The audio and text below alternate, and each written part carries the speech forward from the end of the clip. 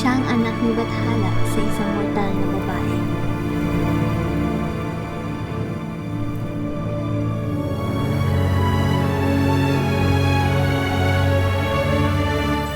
Siya ay maganda, malakas at mahabagin.